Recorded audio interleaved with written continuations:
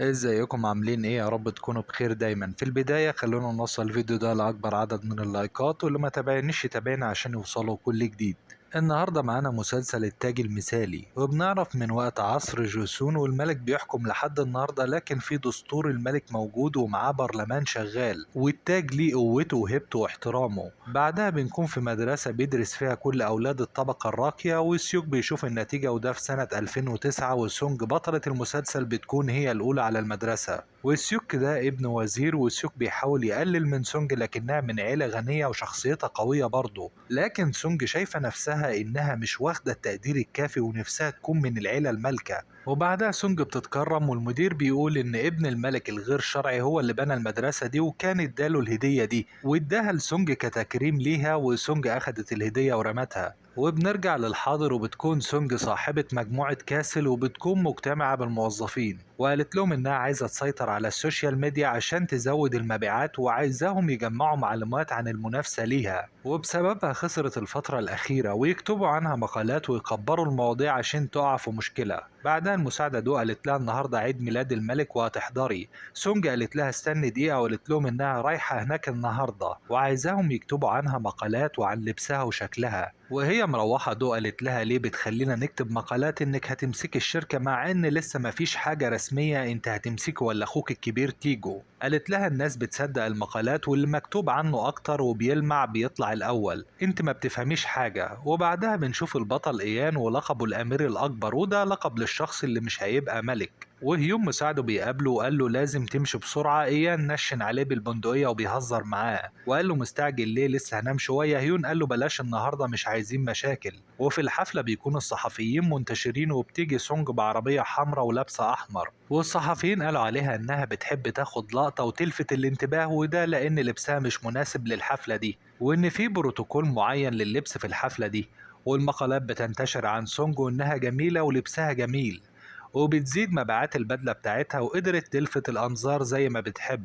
بعدها بتسمع بنات بيتكلموا عنها وإنها ابنة غير شرعية، وأبوها جايبها بعد 10 سنين كانت عايشة فيها مع أمها، وإنها ما عندهاش كرامة ولا بتفهم عشان تلبس لبس زي كده في حفلة زي دي. وسونج اتعصبت وكسرت الكاس اللي في ايديها، وبيسكتوا. وبعدها بتكون مع تيجو اخوها الكبير، وقال لها تحترمه وان الناس بيقولوا عليها مش متربية، وكنت فاكرك شاطرة في الشغل لكن طلعت ما بتفهميش حاجة، ومبيعاتك وقعت كمان. قالت له انا مش زيك بعمل عروض وخلاص، انا براند والناس بتتكلم عني دايما. وتيجو قال لها انت عندك نقص ومجرد تقليد، عمرك ما هتكوني براند ومنتجاتك زيك بالظبط. بعدها بيعلنوا ان العشاء هيبدأ، وبيظهر الملك وبيكون طفل صغير وقاعد جنب امه ومتضايق من التاج اللي على راسه، وبيوقع التاج وبيلبسوه ليه تاني. وسونج واخوها قاعدين والكل مستني البطل ومستغربين اتأخر ليه. وايام بيجي ولابس لبس الصيد، وامه الملك قالت له ده مش مناسب للمناسبة دي، وقال لها الملك الصغير اداهوني هدية. والطفل بيفرح لما بيشوف عمه. والملكة بتكون مرات اخوه الميت، وايان قال لها نتكلم بعدين، الكل مستني العشاء. بعدها بيكون في عروض جميلة في الحفلة، والملك بيكتب امنياته للعيلة وللشعب. بعدها بيتقابل الوزير الاول مع سونج، وشكلهم يعرفوا بعض كويس. وقالت له ايه اللي انت لابسه ده؟ قال لها ما قدرتش البس لبس رسمي، لكن انت لابسه احمر ليه؟ انت عارفه انه ممنوع، انت عايزه تعملي قلق تاني؟ قالت له القلق جميل. وبيضحكوا. قال لها انا كنت زهقان وما لقيتكيش. قالت له انا كنت في الاخر ما فيش حد مهتم بيا لاني ابنه غير شرعيه. قال لها لا مش كده. وبيجي يوم مساعد ايان وقال له الامير عايزك.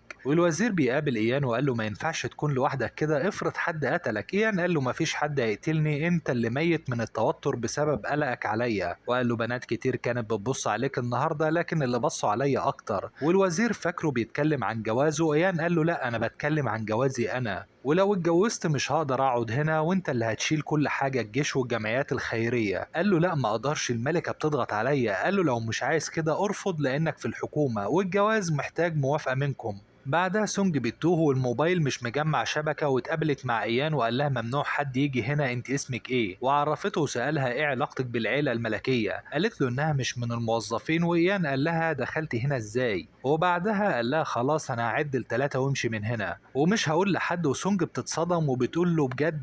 قال لها احنا زملاء في نفس الكلية وبيحصل حريق كبير في الوقت ده. وايام بيفتكر ان الملك السابق اخوه مات في حريق زي ده، وده من 3 سنين وبيكون قلقان، والملكة جت وضربته بالقلم وبتقول له مش كفاية قتل لحد كده، كانت فاكرة إن ابنها في الحريق. وسونج متابع الموقف والملك بيكون بخير وإيان بيكون حزين، وقال للوزير الأول يمنع الإشاعات ويسيطر على الميديا عشان العيلة لسه مش مستقرة. بعدها سونج بتخرج ودو قالت لها اتأخرت ليه؟ قالت لها في حريقة حصلت جوه. وهم في العربية الأخبار قالت إن مفيش حد اتصاب في الحريق، ودو بتسألها ليه مش بتحبيه؟ كنتوا مع بعض في الأكاديمية ولا ده لأنه كان بيتنمر عليكي؟ سونج قالت لها هو رخم شوية ومفيش حد يقدر يتنمر عليا. وبتفتكر وهي داخلة نادي الرماية وبتتمرن بس مش عارفة ترمي السهم على الهدف. وفجأة النور بيشتغل وإيان جه وهتهرب، قال لها لو عملت حاجة غلط لازم تواجه العقاب. وسألها على اسمها وقالت له. قال لها التدريب هنا ممنوع في الوقت ده، قالت له ما انت هنا اهو. وراها الموافقة فبتتضايق وقالت إن ده لأنه من العيلة المالكة، وبتسيبه وتمشي. وبعدها الملكة بتعتذر لإيان، وإيان رد عليها وقال لها إن هو هيوصل اعتذارها للوزير الأول عشان ما تتحاسبش. وكلامه عصبها جدا وقالت له إن الكل مهتم بمصلحته ولازم يثبت ولاءه بإنه يتجوز البنت اللي هي تختارها.